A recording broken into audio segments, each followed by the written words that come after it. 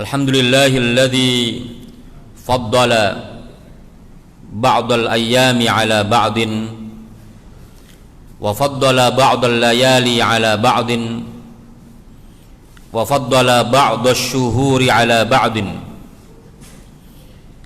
Allahumma salli wa sallim wa barik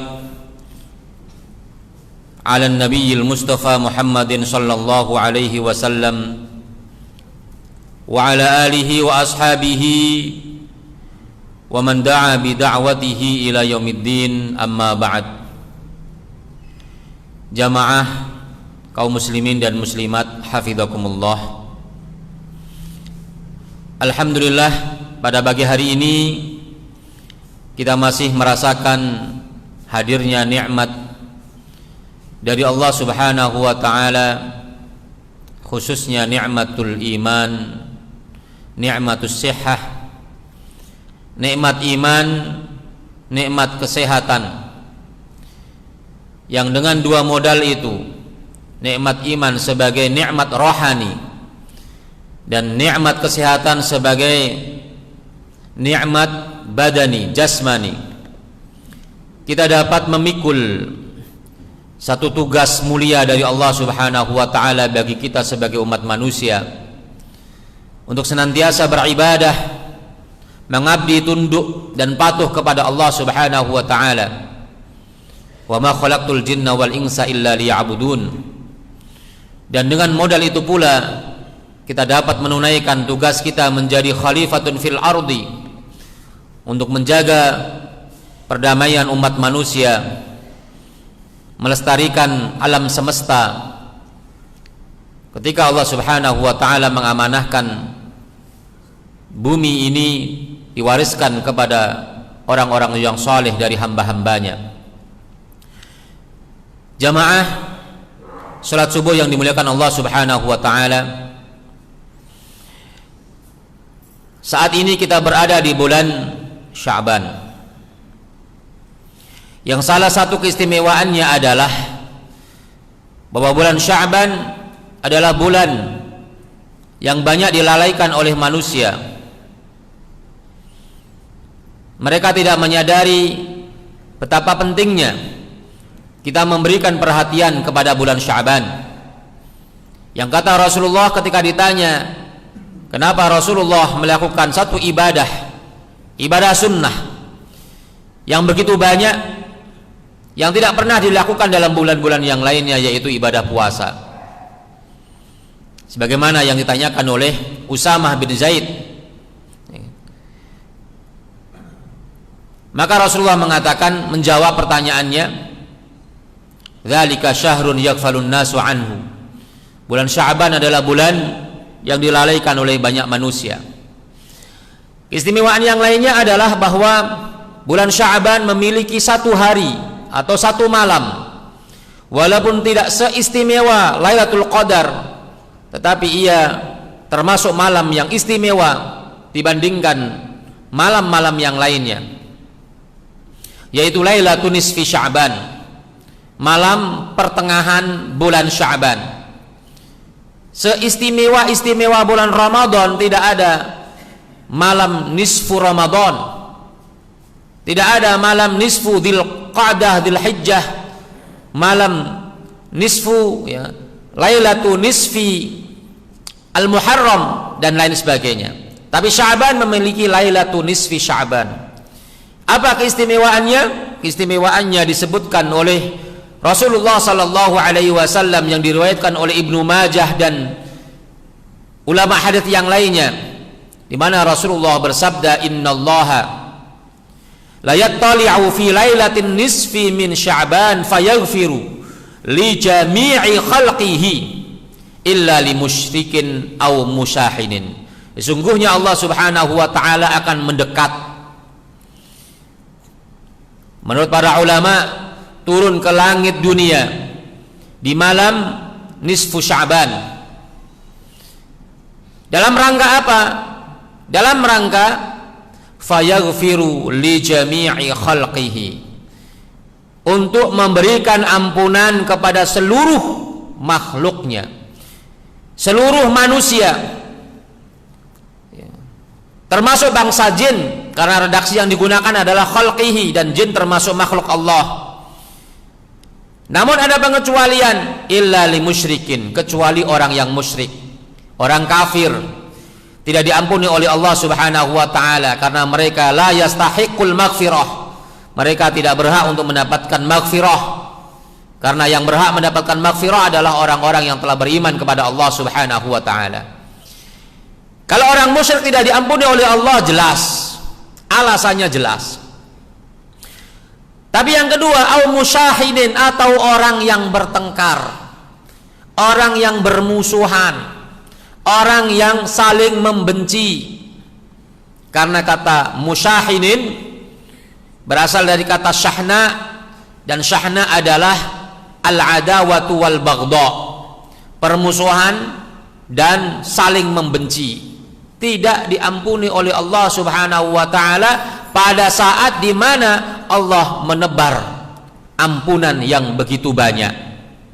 Semua orang mendapatkan ampunan dari Allah, tapi orang yang bermasalah dengan saudaranya, membenci saudaranya, bertengkar dengan saudaranya, maka dia dikecualikan oleh Rasulullah dari mendapatkan ampunan dari Allah Subhanahu wa taala.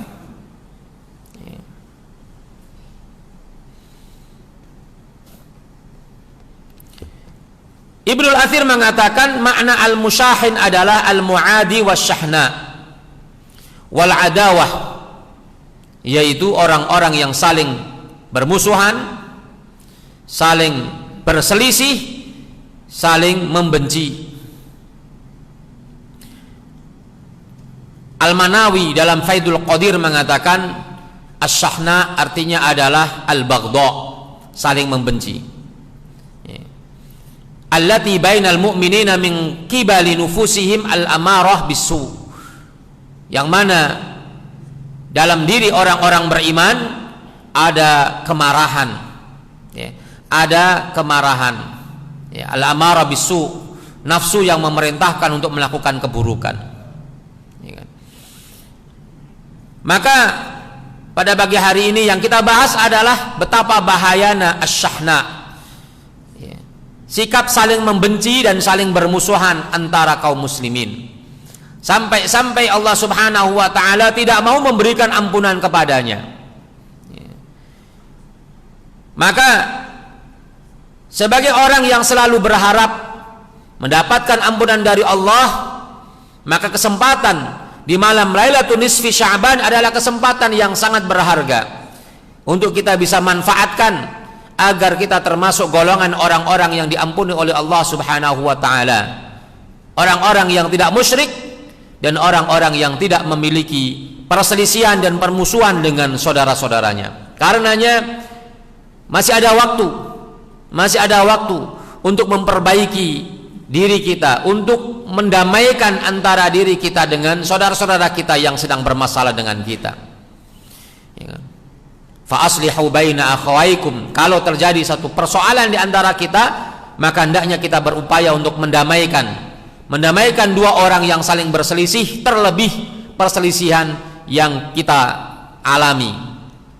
Memulai minta maaf, memulai untuk berdamai lebih baik daripada menunggu perdamaian dari orang lain walaupun posisi kita dalam keadaan benar. Kemudian dalam hadis yang lainnya ternyata Allah Subhanahu wa taala tidak memberikan peluang untuk mendapatkan ampunan bagi orang-orang yang bermusuhan dengan saudaranya. Dan itu tidak hanya terjadi setahun sekali di malam Lailatul Nisfi Sya'ban, tapi juga terjadi setiap pekan. Setiap pekan orang-orang yang memiliki permusuhan tidak diampuni oleh Allah Subhanahu wa taala. Dalam sebuah hadis yang diriwayatkan oleh Imam Muslim dan yang lainnya dari Abu Hurairah, Rasulullah bersabda, "Tuftahu al-jannatu yaumal itsnaini wa yaumal khamis." Pintu-pintu surga dibuka pada hari Senin dan hari Kamis. Apa faidah dari dibukanya pintu surga, fayughfaru likulli 'abdin, maka semua hamba Allah diampuni oleh Allah Subhanahu wa taala tiap hari Senin, tiap hari Kamis. Hamba yang mendapatkan ampunan dari Allah sifatnya seperti apa? La yusyriku billahi syai'an, hamba yang tidak menyekutukan Allah dengan sesuatu apapun. Dan illa rajulan, yang tidak diampuni adalah illa rajulan, seorang laki-laki, kanat bainahu wa baina akhihi syahna'u, laki-laki yang antara dirinya dengan saudaranya ada permusuhan, ada adawah, ada baghdha, saling membenci. Fayuqalu, maka dikatakan kepada para malaikat, angziru hadaini, tangguhkan ampunan untuk dua orang ini, tangguhkan ampunan buat dua orang yang sedang bermusuhan, hatta yastaliha, hingga keduanya berdamai. Angziru hadaini hatta yastaliha, tangguhkan ampunan bagi dua orang ini hingga mereka berdamai. Diulang sampai 3 kali oleh Rasulullah sallallahu alaihi wasallam. Oleh karenanya, dalam rangka untuk menjauhkan diri kita dari timbulnya permusuhan, terjadinya pertengkaran, saling membenci, maka kita perlu mengetahui sebab-sebab terjadinya perselisihan, permusuhan. Yang pertama adalah penyebabnya tahrishul asyaitani bainal mu'minin. Tahrisus syaitani bainal mu'minin, yaitu gangguan atau godaan-godaan setan terhadap orang-orang beriman untuk dipisahkan. Maka kita harus menyadari bahwa sesungguhnya terjadinya perselisihan di antara kaum muslimin, ya kan? Penyebabnya, sumbernya adalah setan yang menghendaki adanya permusuhan di antara kaum muslimin. Ya. Maka apa yang terjadi selama ini? Terbelahnya umat Islam gara-gara hal yang sepele, gara-gara hal dunia, gara-gara pilihan yang berbeda. Kita harus ketahui dan sadari bahwa semua itu adalah kerjaan setan. Allah Subhanahu wa taala berfirman, wa qul li ibadi yaqulu allati hiya ahsan inna syaitana yanzahu bainahum. Katakanlah kepada hamba-hambaku, wahai Muhammad, agar mereka mengatakan yang baik-baik, bicaranya yang baik-baik. Jangan suka menyinggung orang lain, jangan mengungkapkan kata-kata yang menimbulkan pertengkaran dan permusuhan. Dan saat ini banyak orang left dari grup gara-gara tersinggung perasaannya karena kata-kata yang menyinggung. Katakan kepada mereka, hamba-hambaku wahai Muhammad, agar mereka selalu berkata-kata yang terbaik. Kenapa? Inna syaitana yang zahu bainahum, syaitan yang menggoda mereka, yang mengganggu mereka, yang menipu mereka. Karenanya Rasulullah sallallahu alaihi wasallam dalam hadis Muslim berkata, inna syaitana qad ayisa an ya'budahul musalluna fi jaziratil Arab. Fi jaziratil Arab, syaitan sudah putus asa ketika mereka mengajak orang-orang yang sholat di jazirah Arab untuk menyembahnya. Mereka nggak sanggup membuat orang-orang Arab untuk menyembah dirinya. Walakin fit tahrishi bainahum, tapi yang dilakukan oleh syaitan adalah membelah, mereka mencerai-beraikan di antara orang-orang Jazirah Arab. Jadi kalau saat ini kita menyaksikan penduduk Jazirah Arab Timur Tengah terjadi pertempuran, terjadi peperangan, maka sesungguhnya sumbernya adalah setan. itu adalah propaganda setan, baik syaitan minal jinni atau syaitan minal insi, setan dari bangsa jin atau setan dari bangsa manusia. Yang kedua adalah al-ghadabu, penyebabnya adalah adanya kemarahan. Adanya kemarahan. Karenanya siapapun orangnya tidak mau dimarahi walaupun dia salah. Apalagi yang dimarahi adalah orang tua. Seorang anak melihat orang tuanya berbuat salah dimarahi, pasti tidak suka, pasti tidak menerima.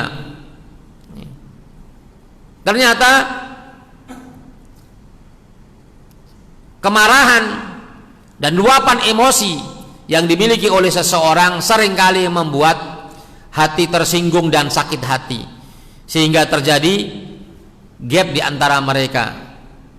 Mereka tidak lagi mau berkumpul dengannya. Penyebabnya adalah marah.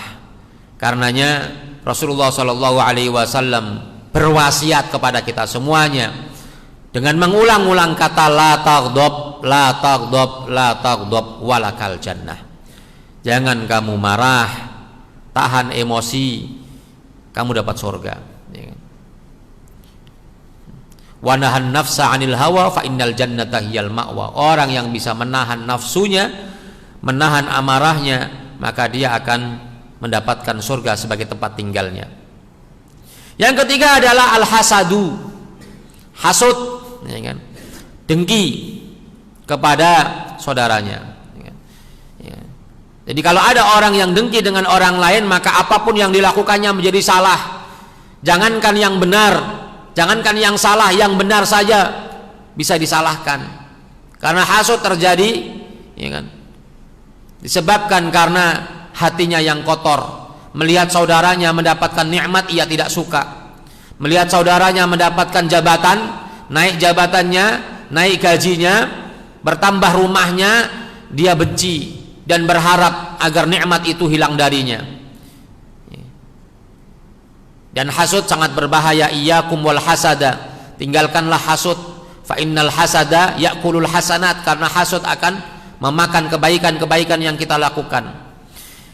Karena itu Rasulullah SAW bersabda dalam hadis yang diriwayatkan oleh Al-Imam At-Tirmidzi yang disahihkan oleh Al-Albani, dabba ilaikum da'ul umami qablakum, telah merajalela pada diri kalian satu penyakit, penyakit orang-orang terdahulu, penyakit umat-umat terdahulu.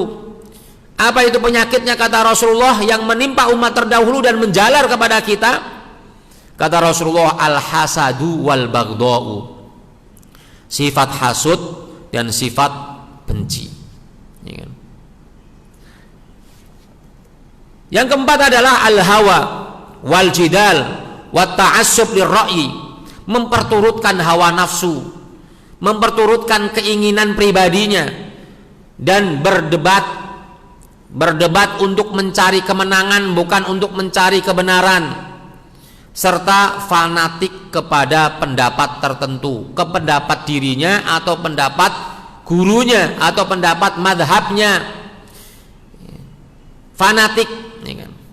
Fanatik dengan membenarkan secara mutlak pendapat tersebut dan menyalahkan pendapat yang lain yang bertentangan dengan pendapat dirinya.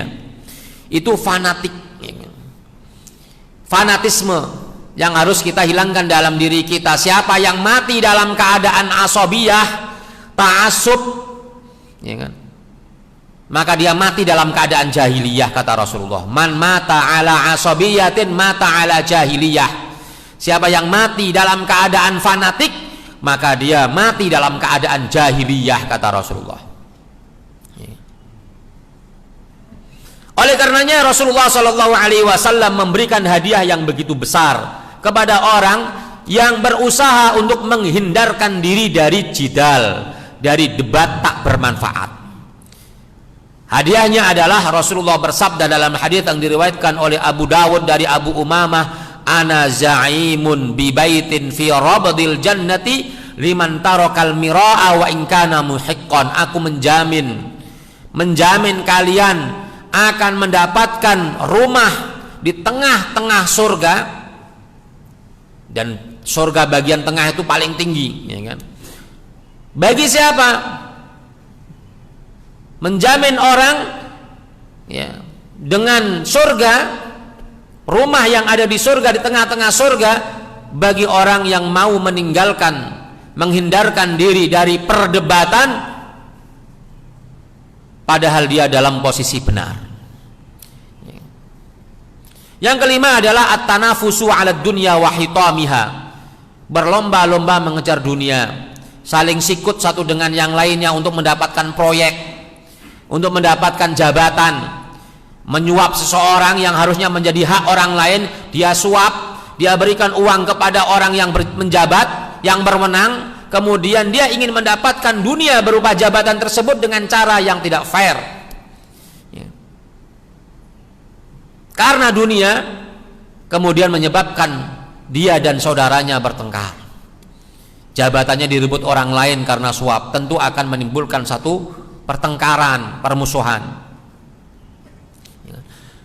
Rasulullah Shallallahu Alaihi Wasallam bersabda kepada para sahabatnya, qala dzata yaumin li ashabihi idza futihat alaikum faris war rum ayyu qaumin antum.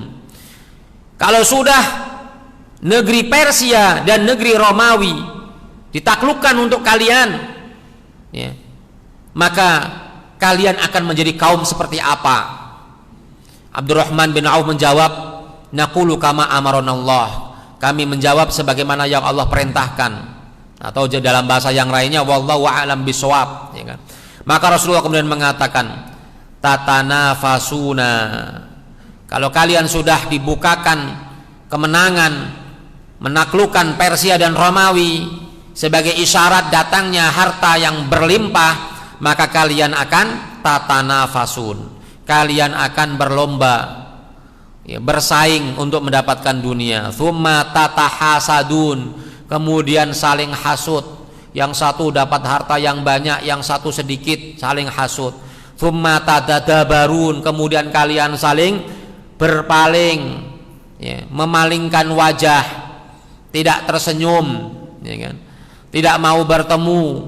Tsumma tatabaghadun, kemudian kalian saling membenci, au nahwa dzalika, ataupun yang lainnya. Hadis rawahu Muslim. Yang keenam adalah an-najwa wa kathratul mizah. An-najwa yaitu bisik-bisik, tidak mengajak temannya yang sedang bersamanya untuk ikut nimbrung berbicara. Dalam hati ia akan merasa dia yang diomongi, dia nggak dipakai, dia tidak diperlukan kehadirannya. Itu menyakitkan hati. Dan kathratul mizah, banyak bercanda, ya. Karena orang yang bercanda biasanya tidak memperhatikan kondisi saudaranya. Dia hina, dia caci fisiknya, ya, dia keluarkan aib-aib sebelumnya. Padahal dia ingin bercanda, ingin membuat orang tertawa. Tapi tidak semua orang yang dicandai menerima candaan tersebut. Itu menjadi penyebab terjadinya syahna. Kemudian ada 6 tadi, ya. Sekarang al-athar allati tatarattabu 'ala syahna. Dampak yang ditimbulkan ketika terjadi pertengkaran. Kalau terjadi pertengkaran, permusuhan satu dengan yang lainnya, apa dampaknya? Apa efeknya? Yang pertama adalah at-tafarruqu wad-dha'fu wal hawanu. Terjadinya perpecahan, ya kan? Tidak bersatu. Terjadinya kelemahan umat, menjadi lemah, mudah diombang-ambingkan, mudah dikuasai oleh orang lain, mudah dikerjain oleh orang lain. Umat Islam yang, ya, jumlahnya mayoritas tidak mendapatkan kesempatan untuk memimpin negara ini dengan nilai-nilai dan ajaran-ajaran Islam secara sepenuhnya. Masih banyak nilai-nilai Islam, ajaran-ajaran Islam yang ditinggalkan. Bahkan sekarang ada upaya untuk menghilangkan pelajaran agama dari sekolah-sekolah negeri, diganti dengan pelajaran akhlak dan budaya. Padahal Islam tidak hanya akhlak, Islam tidak hanya budaya, ada syariat, ada cara sholat, ada membaca Al-Quran. Kalau yang diajarkan hanya akhlak saja, hanya budaya saja, mungkin baik orangnya, sopan orangnya, tapi tidak bisa mengerjakan sholat, tidak bisa baca Quran. Kenapa? Karena tidak diajarkan. Mungkin kalau sekolahnya jadi sekolah Islam, dia bisa mendapatkan itu semuanya. Tapi kalau di sekolah yang tidak ada pelajaran agama, maka ia tidak bisa kenal dengan agamanya. Negara yang mayoritas umat Islam. Kenapa? Karena kita lemah. Karena kita berpecah belah, saling membenci satu dengan yang lainnya, menjadikan lemah kita. Karenanya Allah Subhanahu wa taala berfirman dalam surah Al-Anfal ayat 46, "Wala tanaza'u." Jangan berebut, jangan bertikai, fatafshalu, kalian akan gagal. Wa tadhhaba rihukum, hilang kewibawaan kalian, menjadi sangat lemah. Maka kita boleh berbeda dalam perbedaan dalam apapun, tapi kita harus bersatu, menyatukan visi untuk menegakkan nilai-nilai Islam di tengah-tengah masyarakat kita dan di negara kita. Ya. Jangan sampai masjid kosong gara-gara tidak ada yang ngerti bagaimana cara menjadi imam, tidak ngerti bagaimana adzan, tidak ada yang bisa baca Quran. Mungkin saat ini kita tidak menemukannya, tapi lambat laun 100 tahun ke depan, kalau anak-anak kita tidak diajarkan agama kita, maka bisa jadi mereka tidak faham bagaimana memakmurkan masjid mereka. Kenapa? Karena kita tidak bersatu. Fatafshalu wa tadhhaba rihukum. Yang kedua adalah al-wa'idu bisu'il khatimah, ancaman akan mati dalam keadaan su'ul khatimah bagi orang yang hatinya ada sifat, ya, al-ghillu wal hasadu wal baghda'u ala ikhwanihi. Orang yang hatinya memiliki sifat kikir, ya, hasud, dengki, marah, benci kepada saudaranya. Rasulullah bersabda, la yahillu li muslimin an yahjura akhahu fawqa thalathin, faman hajara fawqa thalathin famata dakhalan nar. Tidak halal bagi seorang muslim ya, menghajar saudaranya, menjauhi saudaranya, ya kan? Bercerai dengan saudaranya. Ya, kalau ada dua orang yang tidak berbicara satu dengan yang lain, itu bahasa Indonesianya apa? Kalau bahasa Jawanya tuh ada jotaan. Jotaan itu orang nggak mau ngomong tuh, nggak tahu bahasa Indonesianya apa itu. Itu makna yang tepat tuh al-hajar itu. Tidak hanya bertemu saling salaman, tapi tidak berbicara satu dengan yang lainnya. Itu nggak boleh lebih daripada 3 hari. Ini bukan berarti kemudian kalau kurang dari 3 hari boleh dong. Ya kan?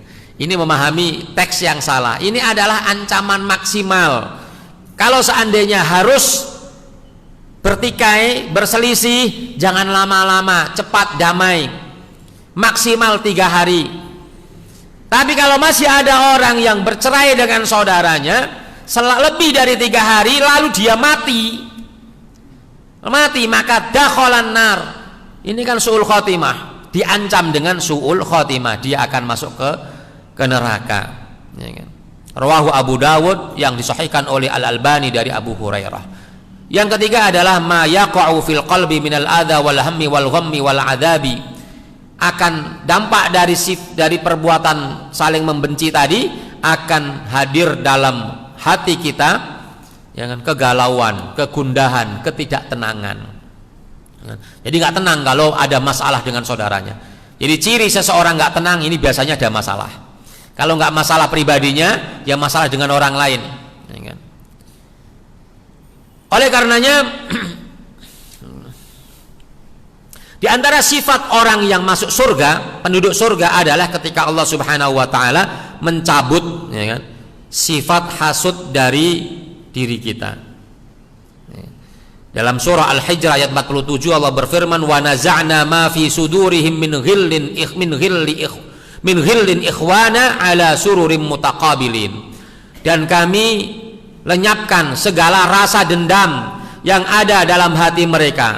Mereka kemudian menjadi bersaudara, lalu mereka di surga duduk-duduk berhadap-hadapan di atas dipan-dipan. Jadi di surga nggak ada orang yang bertengkar. mereka akrab satu dengan yang lainnya, ngobrol bersama, ngeriung bersama, ya kan? Jadi kalau pengen ngeriung dengan saudara-saudara kita, tunggu nanti di surga. Di dunia mungkin kita berpisah karena kesibukan kita, tapi di surga nggak ada kesibukan kita, maka kita bisa bercengkrama dengan saudara-saudara kita, ya kan? Maka tangguhkanlah cengkrama-cengkrama yang tidak bermanfaat di dunia, maka kita akan mendapat cengkrama bersama dengan saudara kita nanti di akhirat. Yang keempat adalah al-ghibatu wan namimatu wa tatabbu'uz zallati wal hamzi wal lamzi. Ghibah, menggunjing, mengadu domba, ya, mencari-cari kesalahan orang lain, mencela, mencaci, ya. Semuanya adalah sesuatu yang hadir sebagai efek dari kebencian atau permusuhan. Jadi kalau kita sudah bermusuhan dengan orang lain, maka yang ada kita menggunjing dia, kita mengadu bagaimana dia jatuh celaka, dicari-cari kesalahannya, ya kan? Kemudian yang muncul dari mulut kita adalah kata-kata yang kotor dan buruk, ya kan? Yang kelima adalah ta'khiru maghfiratidz dzunub, yaitu diakhirkannya, tertangguhkannya ampunan dari Allah Subhanahu wa taala terhadap dosa-dosa kita, sebagaimana di hadis yang tadi awal kita sampaikan. Terakhir adalah bagaimana kita mengobatinya. Bagaimana caranya kita memberikan solusi terhadap, ya, keadaan seperti ini, yaitu saling membenci dan bermusuhan satu dengan yang lain. Yang pertama adalah ikhlasul amali lillah. Hendaknya kita ikhlas dalam beramal. Karena ikhlas itu akan mensucikan jiwa kita dan hati kita. Kalau hati kita sudah bersih, maka nggak ada sifat benci, tidak ada rasa benci kepada orang lain. Jadi selalu melakukan segala amal ibadah kita dengan ikhlas. Sholat kita lakukan dengan ikhlas. Sedekah kita berikan dengan ikhlas. Kalau kita nolong orang lain, lakukan dengan ikhlas, ya kan? Jangan minta diberikan balasan. Kalau orang mengungkit-ungkit amalnya demi untuk mendapatkan balasan, maka dia tidak mendapatkan pahala dari Allah Subhanahu wa taala, karena keinginannya untuk mendapatkan balasan itu akan menghapuskan amal-amal perbuatannya yang dilakukan selama ini, ya. Jadi ikhlas, ya. Thalathu khisalin, kata Rasulullah. Ada yang diriwayatkan oleh, ya, secara sahih oleh Imam Ahmad, disahihkan oleh Al-Albani. Thalathu khisalin, ada 3 hal. La yaghillu alaihinna qalbu muslimin, yang dengan 3 hal itu hati seorang muslim akan bersih dari sifat dengki. Ada 3 hal yang kalau seseorang muslim itu memilikinya, maka hatinya akan bersih dari sifat dengki.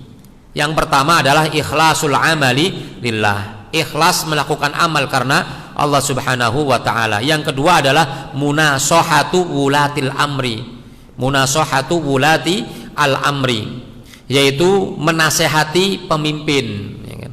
Jadi kalau ada pemimpin berbuat salah, kita nasihati, kita tegur, kita berikan masukan, ya, maka itu akan menghilangkan sifat dendam kita, ya kan?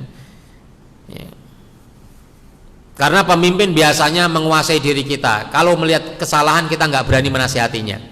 Kalau kemudian kita berani menasihatinya demi kebaikan, maka hilang sifat dendam itu, karena kita menginginkan kebaikan kepadanya. Dan waluzumul jamaah, selalu komitmen, selalu bersama dengan jamaah, selalu bersama-sama, jangan memisahkan diri, ya. Kemudian yang kedua adalah solusinya adalah mulazamatud du'a, selalu berdoa kepada Allah, minta agar dibersihkan hati kita dari sifat dendam, ya kan? Dalam surat Al-Hasyr, di antara doa yang dipanjatkan oleh kaum muslimin adalah wala taj'al fi qulubina ghillal lil ladzina amanu.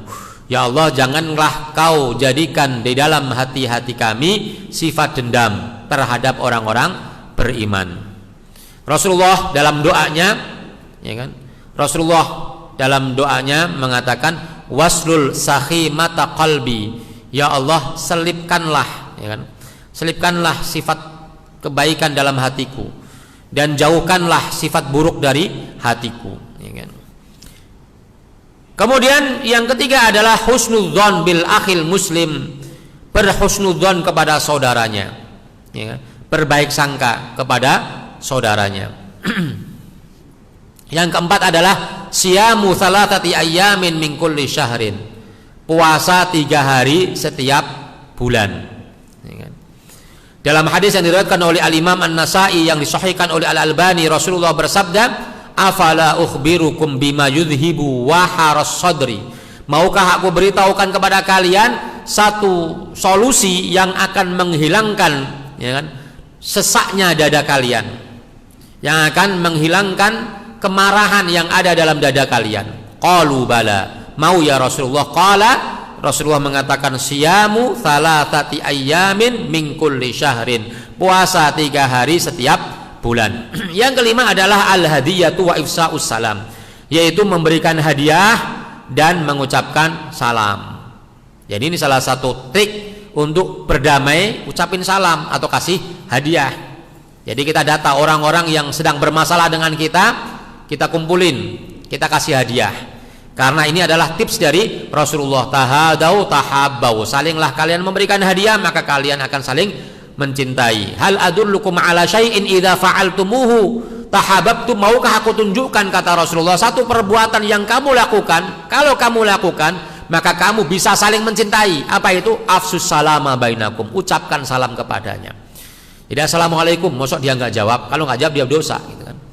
Jadi tebarkanlah salam. Ini budaya yang harus kita hidupkan dalam rumah tangga kita terlebih dahulu. Pulang ke rumah assalamualaikum, ya kan? Ya kan? Kemudian bersodakoh, ya kan, bersodakoh, karena sodakoh itu membuat hati kita menjadi bersih, ya. Khudh min amwalihim sodakotan tutahhiruhum wa tuzakkihim biha wa shalli alaihim, ambillah dari harta mereka sodakoh yang akan berfungsi, berefek pada tutahhiruhum, membersihkan hati mereka, wa tuzakkihim, dan mensucikan jiwa mereka, lalu doakan dia, ya, doakan fi dhahril ghaib, doakan ketika dia tidak hadir, artinya tidak ada di hadapan kita, ya. Biasanya kalau kita ketemu kan sok doain semoga kamu sehat, tapi doakanlah dia ketika dia tidak mendengar doa kita, maka itu adalah termasuk doa yang akan dikabulkan oleh Allah Subhanahu wa taala. Wa shalli alaihim, doakanlah mereka. Ini Bapak Ibu sekalian yang dirahmati oleh Allah Subhanahu wa taala, satu perbuatan yang harus kita jauhi dari diri kita, jauhkan dari diri kita, agar kita berpeluang untuk mendapatkan ampunan dari Allah Subhanahu wa taala di malam Lailatul Nisfi Sya'ban, yang insya Allah akan tiba pada malam Senin, Ahad malam Senin. Dalam hadis yang dhaif, ya, diriwayatkan oleh Ali bin Abi Thalib, didhaifkan oleh para ulama, ada satu amalan, kata Rasulullah, fi riwayat an Rasulillah, ya kan, ketika kalian memasuki bulan Sya'ban maka faqumu lailaha wasumu naharaha, ya kan, kerjakanlah sholat di malam hari dan puasalah di siang hari. Secara riwayat hadis ini dhaif, tidak bisa disanadkan kepada Rasulullah, tetapi dalam fadailul a'mal, dalam urusan amalan-amalan yang fadilah, yang utama, maka hadis yang dhaif bisa dijadikan dalil. Yang penting adalah dhaifnya tidak dahsyat, ya, tidak parah, ya. Kenapa? Karena semua ulama kemudian sepakat hari yang dimuliakan oleh Allah, malam yang dimuliakan oleh Allah, maka hendaknya kita memperbanyak ibadah. Maka malam itu nisfu Sya'ban kita diperintahkan untuk memperbanyak ibadah. Silakan banyak baca Quran, silakan banyak zikir, bersedekah, berbuat baik kepada orang lain, kemudian banyak sholat, kemudian berpuasa. Itu semuanya adalah termasuk al-hasanat yang boleh kita lakukan secara mutlak. Tidak ada riwayat secara khusus. Apapun ibadah yang kita lakukan di malam-malam tersebut atau di malam tersebut, itu adalah bagian dari, ya, sunnah as-salafus salih, sunnah as-salaf as-salih, para ulama terdahulu. Maka ada seorang ulama ketika memasuki bulan Sya'ban, dia nggak kerja, tapi ini saya kira nggak ada yang meniru, ya kan? Dia tutup tokonya selama 1 bulan. 1 bulan nggak cari nafkah. Ngapain ibadah? Ibadahnya apa? Baca Quran. Jadi yatafar aghlaqa hanutahu wa tafarragha fi tilawatil Quran, disebutkan oleh Ibnu Rajab dalam kitabnya Lataifu Al-Ma'arif. Orang ini, syekh ini, kemudian dia menutup pintu ke tokonya, lalu dia fokus untuk membaca Al-Quran. Hubayb bin Abi Thabit diriwayatkan oleh Ibnu Rajab juga dikatakan, idza dakhala Sya'ban, ketika dia memasuki bulan Sya'ban maka dia mengatakan hadza syahrul qurra, ini adalah bulan membaca Quran. Jadi salah satu bulan di mana kita diperintahkan untuk membaca Al-Qur'an adalah bulan Sya'ban. Wallahu a'lam bishawab. Aqul qouli hadza astaghfirullah li wa lakum. Wassalamu alaikum warahmatullahi wabarakatuh. Kami persilakan barangkali ada yang mau ditanyakan.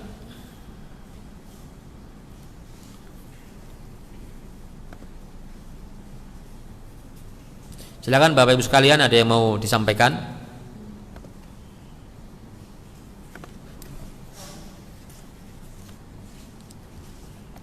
Baik, tidak ada, kita tutup pertemuan kita dengan sama-sama membaca doa kafaratul majlis.